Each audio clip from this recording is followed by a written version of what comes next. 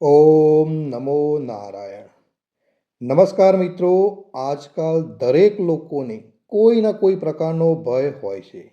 ત્યારે મનમાં રહેલા ભયને દૂર કરવા માટે આપણે નારાયણ કવચનો પાઠ રોજ કરવો જોઈએ.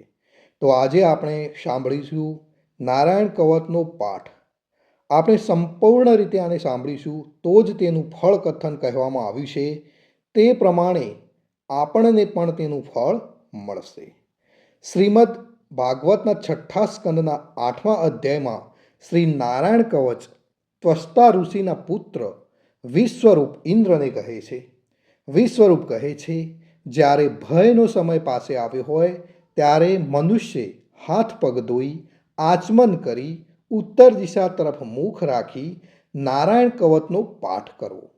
જ્યારે ભય આવે છે ત્યારે શ્રી નારાયણ રૂપ નામનું બખ્તર ધારણ કરવું જોઈએ. તો મિત્રો, આ પ્રમાણે છે નારાયણ કવચનો પાઠ, જે તમે સંપૂર્ણ સાંભળજો.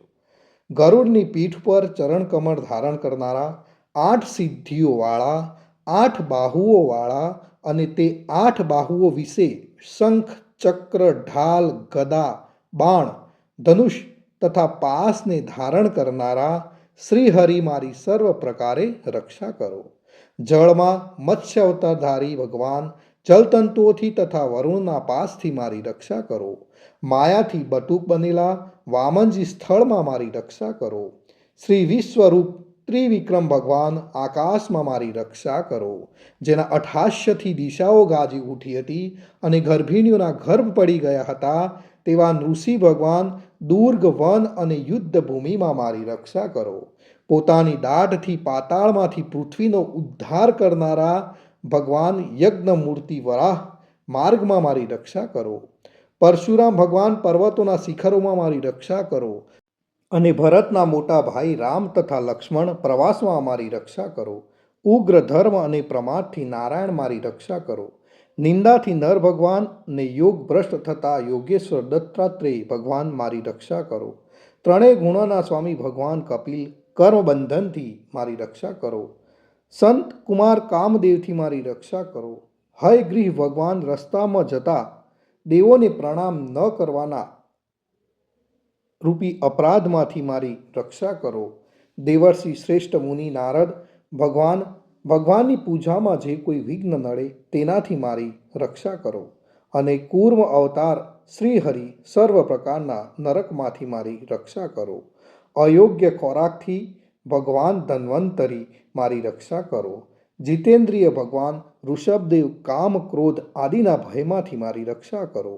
યજ્ઞ અવતારી ભગવાન લોક અપવાદથી મારી રક્ષા કરો. બલભદ્ર ભગવાન મનુષ્ય તરફથી થનારા ઉપદ્રવોમાંથી રક્ષા કરો. અને ક્રોધાવેશ સર્પગણોથી શેષ ભગવાન મારી રક્ષા કરો. ભગવાન વેદવ્યાસ અજ્ઞાનથી મારી રક્ષા કરો. પાખંડીઓના ટોળામાંથી ભગવાન બુદ્ધ મારી રક્ષા કરો.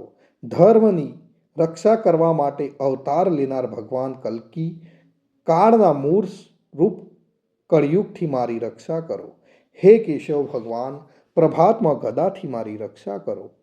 હે વેણુધારી ભગવાન ગોવિંદ આ સંકટ કાળમાં મારી રક્ષા કરો. ઉદાત શક્તિ નારાયણ ભગવાન પ્રાહન કાળમાં મારી રક્ષા કરો. અને ચક્રધારી ભગવાન વિષ્ણુ મધ્યાહન કાળમાં મારી રક્ષા કરો. મધુ દૈત્યને મારનારા ઉગ્ર ધનુર્ધારી ભગવાન વિષ્ણુ ત્રીજા પહોરમાં મારી રક્ષા કરો. બ્રહ્મા વિષ્ણુ અને રુદ્ર એ 3 મૂર્તિવાળા ભગવાન માધવ સાયકાળમાં મારી રક્ષા કરો. ઇન્દ્રિયોના સ્વામી ઋષિકેશ ભગવાન પ્રદોષ કાળમાં મારી રક્ષા કરો. પદ્મનાભ ભગવાન કેવળ એક અર્ધ રાતથી પહેલા કાળમાં અને અર્ધ રાતે મારી રક્ષા કરો. શ્રી વત્સ ચિહધારી ભગવાન એવા ઈશ શ્રી વિષ્ણુ પાછલી રાતે મારી રક્ષા કરો. તલવારધારી ભગવાન જનાર્દન મળસકામાં મારી રક્ષા કરો. દામોદર ભગવાન સંપૂર્ણ સંધ્યાઓમાં મારી રક્ષા કરો. કાળમૂર્તિ ભગવાન વિશ્વેશ્વર સૂર્યોદય પહેલાના કાળમાં મારી રક્ષા કરો. હે પ્રલય સમયના અગ્નિ જેવી તીક્ષ્ણ ધારવાળા ચક્ર, વાયુવાળા અગ્નિથી જેમ સૂકું ઘાસ બળીને ભસ્મ થાય તેમ અમારા શત્રુનો ભસ્મ કરો. હે વ્રજના જેવા તીક્ષ્ણ સ્પર્શવાળા તણખા ભરેલી ગદા, તમે ભગવાનને પ્રિય છો. તમે કુષ્માંડ, યક્ષ, રાક્ષસ, ભૂત તથા ગ્રહોનો ભૂકો કરી નાખો તથા શત્રુઓના ચૂરે ચૂરા કરી નાખો. હે પંચજન્ય શંખરાજ, શ્રી કૃષ્ણ ભગવાન તને ફૂંકીને ભયંકર શબ્દ કરે છે અને તેનાથી શત્રુઓના હૃદય કંપે છે.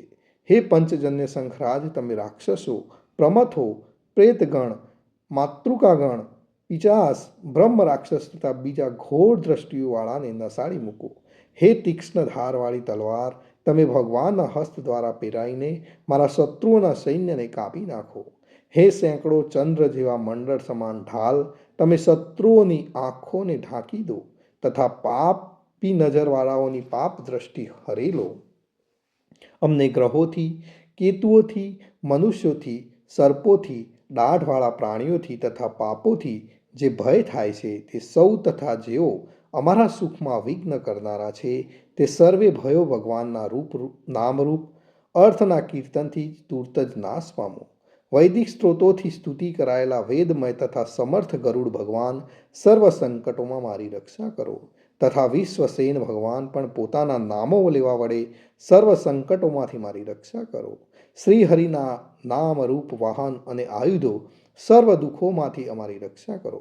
ભગવાનના મુખ્ય પાર્ષદો અમારી બુદ્ધિ, ઇન્દ્રિય, મન તથા પ્રાણની રક્ષા કરો. આ સાકાર નિરાકાર જે કંઈ જગત છે સર્વ ભગવાનનું સ્વરૂપ છે. આ સત્યથી મારા સર્વ ઉપદ્રવો નાશ પામો. અભેદ દ્રષ્ટિવાળા મનુષ્યોને ભગવાન પોતે ભેદરહિત જોવામાં આવે છે તો પણ તે પોતાની માયાથી આભૂષણો, આયુધો તથા સિંહ નામની શક્તિઓને ધારણ કરે છે.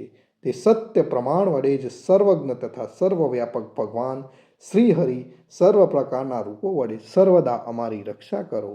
શ્રી નૃસિંહ નામના ઉચ્ચારણથી જ જળ, વાયુ, અગ્નિ આદિનો પ્રભાવ પોતાના તેજથી દૂર કર્યો છે એવા લોકના ભયને દૂર કરનારા ભગવાન નૃસિંહ સર્વત્ર છો તરફ મારી રક્ષા કરો.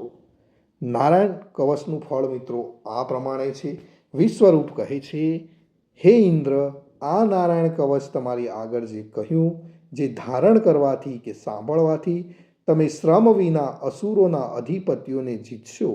આ નારાયણ કવચને ધારણ કરનારો મનુષ્ય નેત્રથી જેની તરફ જુએ છે અથવા તો પગ વડે જેને અડકે છે તે તુરત જ બધા જ ભયમાંથી છૂટે છે. આ કવચ ભણનાર પુરુષને કોઈ દિવસ રાજાઓ તરફથી, ચોર તરફથી, ગ્રહો થકી, વ્યાઘ્ર આદિ તરફથી તથા બીજા કોઈ તરફથી કોઈ પણ પ્રકારનો ભય રહેતો નથી. તો મિત્રો, આ હતું આપણું રક્ષા કરતું નારાયણ કવચ. ભગવાન સર્વનું રક્ષા કરે એવી જ મારી પ્રાર્થના છે મિત્રો. જય શ્રી કૃષ્ણ. કોમેન્ટની અંદર જય શ્રી કૃષ્ણ લખવાનું ભૂલશો નહીં. જય શ્રી કૃષ્ણ.